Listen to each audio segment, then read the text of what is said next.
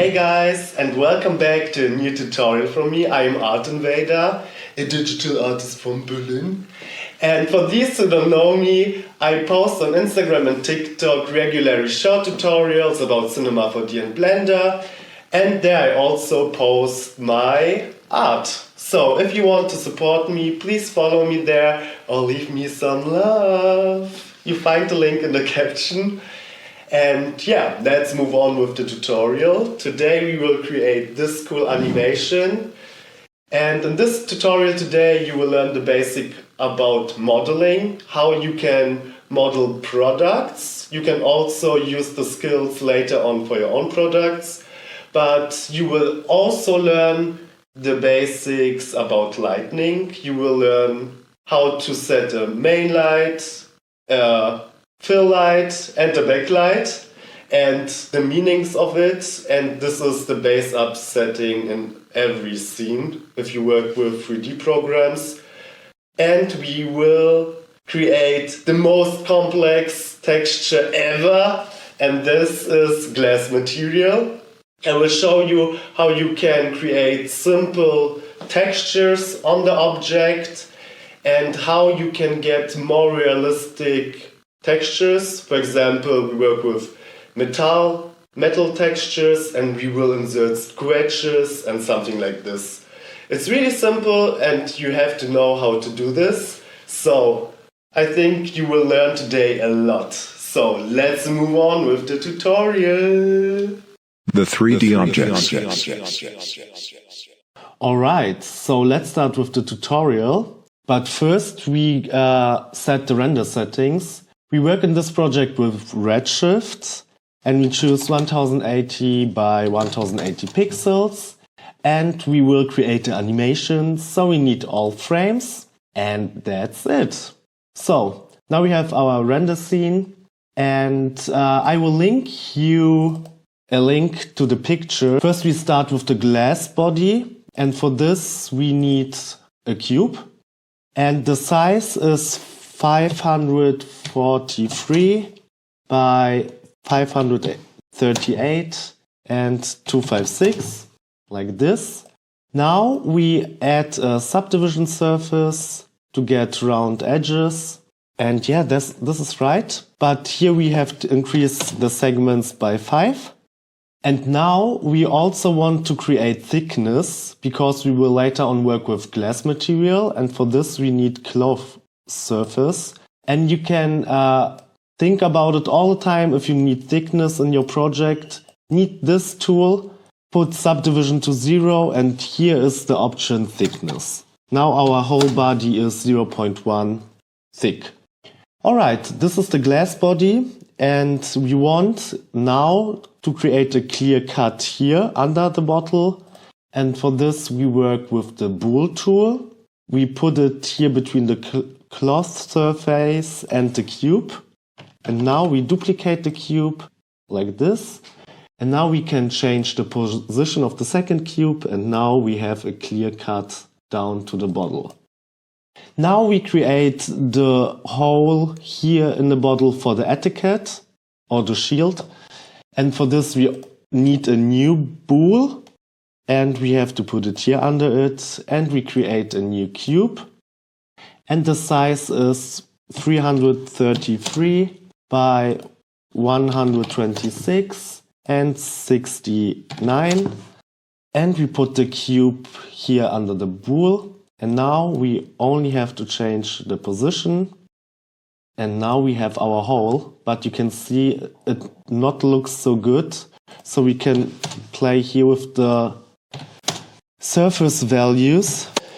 Alright, so now we need the shield, Valentino shield, and for this we use a plane. And the size of the plane is 320 by 130, and we change the orientation to +Z.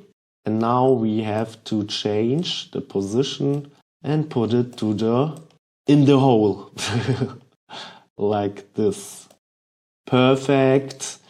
Okay, the body is ready, the glass body, and now we create all the black things of the perfume black parts. And for this, of course, we need a cylinder. The radius is 90 and the height is 15. Alright. Now we can also increase the rotation segments by 50. In the next step, we duplicate the cylinder and we only change the radius to 105 and the height to 110. So we get this part. And in the next step, we duplicate again the cylinder and we choose 90 for radius and 150. Put it at the top. Oh, it's a little bit big. But yeah, it's the head. Put it like this. And now duplicate it again. And now scale it up to a size like this. Alright. And in the end, we choose a plane as a background. The materials. So, welcome back. And yeah, I created now a camera and I also inserted already the light scene because it's really difficult but one by one in the project recreate everything. So I will explain you what I did. This is the whole scene and I worked with a backlight. It's a big light what is behind the object. And as you can see, the bright spot here under the bottle and at the background, this is the backlight. In the next step, I added the filllight. This is the light from the side. It goes from the up to the down to the corner of our project. As you can see, this is this spot here. And in the end, I added the main light. It's from the other side and bigger. But the main light is in general the light from the front on the project. But I wanted this cool reflection here at this side and also here. Alright. Now I opened the window here so you can see how the material works. I already created because I don't like, and I think it's really annoying when someone explains it step by step. It's so slow, but you can explain it much faster when the material is already. So first we create the background material. It looks like this and you can open it and it's really simple. You have the material here, you go under standard. I change the IOR and the roughness to 1 and then you search for a S-ramp and connect it with base color. And here you insert your gradient and here you can also change the mapping in which direction you want it, and that's it. The bright part will be created from the light that we already inserted. Alright, now we create the cool glass bump material, and for this we open first the material and it's also really simple to create. I played with the values here. I choose for weight 0.1, roughness 0.2 and change the IOR to 1.65. And if you want glass material, you need transmission. Here I choose this values and I also played with the code emission to get a really cool result. And after it, you have to search for RS bump map and for RS displacement. And then you search for Redshift texture and here you have to insert the bump map or displacement map. It's the same in this project. It looks like this. And you connect everything together and you can play with the values to get different results. So for height scale, I choose 15 and RS, Redshift displacement, I played here with the scale value and I also connected here with the output to displacement, and that's it. You can drag and drop it to the glass, but for Redshift you need also a Redshift tag and you get the Redshift tag under render tags, Redshift tag or Redshift object. And if you are here, you go under geometry and you have to put a check mark under displacement. And here you can also play with the values. These are the right values for me. And I also played here a little bit with these values. And if you are ready, you can drag and drop the material to the cube. Alright, and as you can see, it's not right. You have to go here under the material and change the projection to cubic. And now you get this really cool texture on your glass. Really simple, or? Alright. In the next step, we create the spikes here on the black area. For this, we also work with a standard material like before. These are my values. It's a plastic material. Here you can change the color, and that's it. Here I also worked with the Redshift bump map. I increased the height scale to 500. Under displacement, I put the scale by 5. And in the end, the Redshift texture is the same. But here we played at the remap tag also with the scale. And I think I forgot, in the glass material we had it also. If you go under texture, here under remap 0.5, 0.5, it's really important that you get the same result. Sorry. Okay, so we are back at this black material. Here you have to choose scale 1 and 0.5. And here we also need the Redshift tag. And under geometry, I choose these values. Oh, that's wrong. Here. And now we can drag and drop it at the cylinder and get this result. As you can see, it's also wrong. You have to go to this material. And here you have to change the projection to cylinder. And now you get the single spike. Perfect. So we look also here. The bottom is not cool. You can also drag and drop this texture to the ground. And now it looks better, of course. Okay. Now we create the black material for the other parts at the top. It's really simple. These are the values. Here I changed the color. And under reflection, I played with these values. Then I also inserted scratches. If you want, you can do it. If not, it's also okay. But I increased the height scale to 100. And here's the texture that I used to get the scratches. And at remap, I used the scale 0.7 by 0.7. Now we can drag and drop it to the other parts, like this and like this. Perfect. And in the end, we create the Valentino shield. And this is, you need the Redshift texture. I created in Photoshop the Valentino shield. I put it here inside. And it was in the wrong direction. You can play here also with the values. I had to choose -1 to get it readable. And you connect the Redshift texture with base color.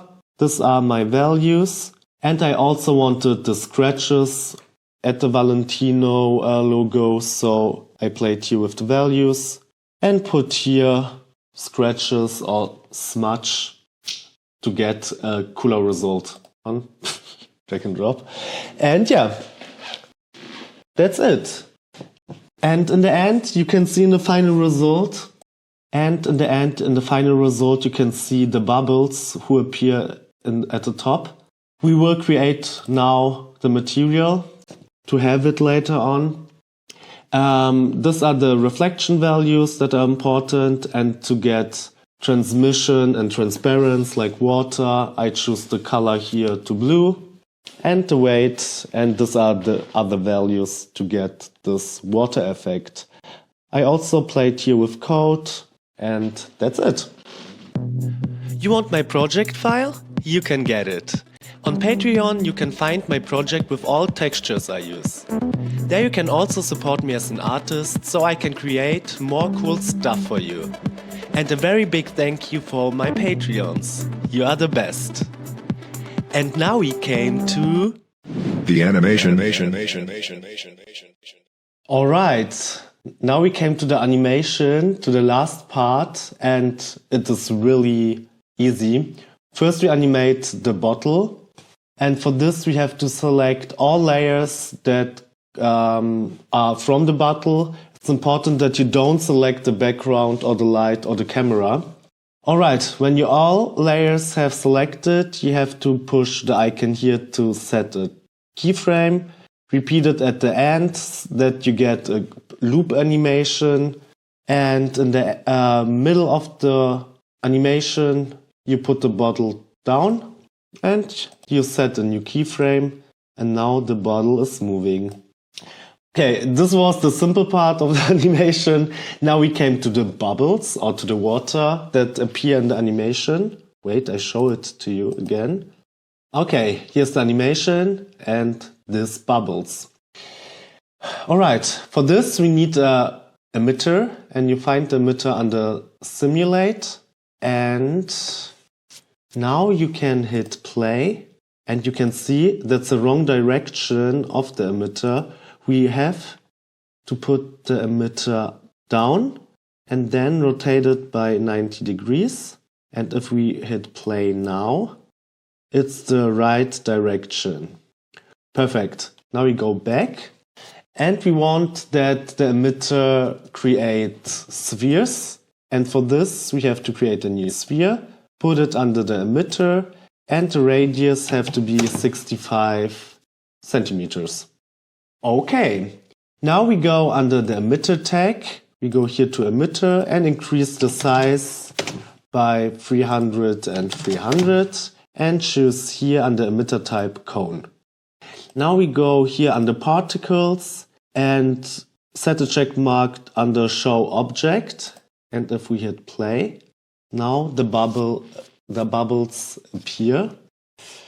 We also change the birth rate and the render to 3. Now as you can see, some bubbles are connected.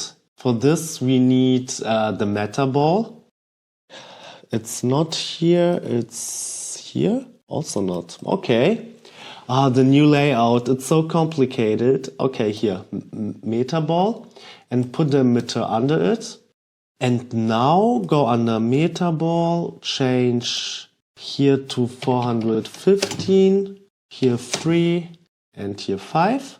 And now, if we hit play, you have this cool result. And now we have to use a trick because we don't want that the bubbles go through the bottle. So we create some for the background, and now we duplicate, added some for the foreground like this, and we decrease here the size to, but I think it's also, yeah, 30 is enough. Perfect.